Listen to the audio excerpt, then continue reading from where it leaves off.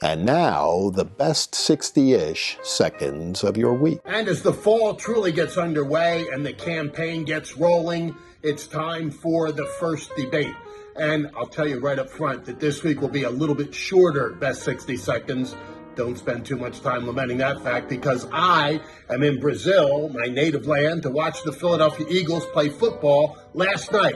Unfortunately, I had to tape this one Friday before the game, so we'll have to tell you about the game next week. But this debate holds a lot of sway for this election because it may be the only one. We hope it's not. There ought to be many, but the Harris campaign clearly does not want her to be exposed to the voters. That's for sure. We saw that with that truncated interview that she did with CNN with Dana Bash. And fairly, Dana Bash didn't have much time or opportunity to follow up on the questions that she asked. The questions weren't answered. You got a bunch of nonsensical word salad, and she didn't have the opportunity to truly follow up because they only gave her about 20 minutes. They had to trot out Tim Walz as well, and that's another disaster in the making. We can talk about that next week.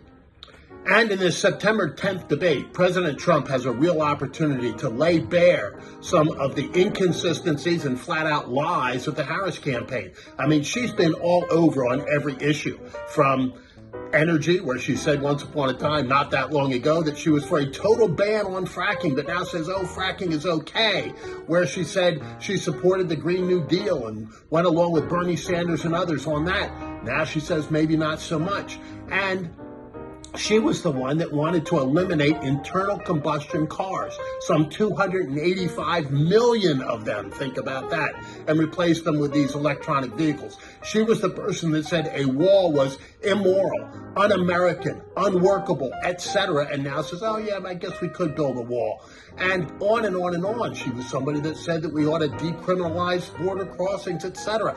And she was the one that wanted to eliminate private health care coverage. She was with Bernie Sanders on that as well. Where is she today? It's up to President Trump to make the case that she is the same old far-left Democrat that she always was, just hiding under a different banner of cloth.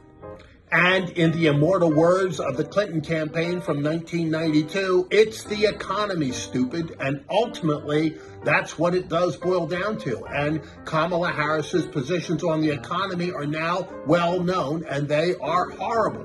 First, she says she wants price controls. No economist of any repute is saying that's a good idea. And in fact, publications as far left as the Washington Post are saying it's craziness. And she wants a bunch of new taxes, most notably on individual accounts, retirement accounts, and stock portfolio accounts, taxing unrecognized gains. We talked about that a little bit ago, where folks that are on fixed incomes in particular, senior citizens with retirement accounts, aren't going to be able to pay that tax because although they hold the asset, there's no cash to support it. And she wants additional taxes on corporations, which sound fine, but which truly aren't, because we know who ultimately ends up paying those taxes, while at the same time we become less and less competitive in the world economy.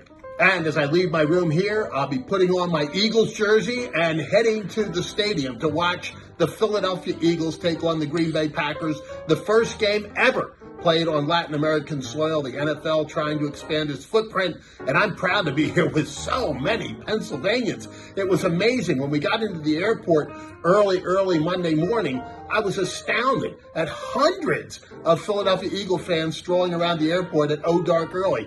I didn't see a Green Bay Packer fan among them, and all week I've only seen maybe a dozen Packer fans, whereas everywhere we've gone, we've seen Eagles fans singing loudly, "Fly, Eagles, fly." And so before we go, here's just a little clip of that from Rio de Janeiro in beautiful Brazil. And for now, that is the best 60-ish seconds of your week. Watch our Eagles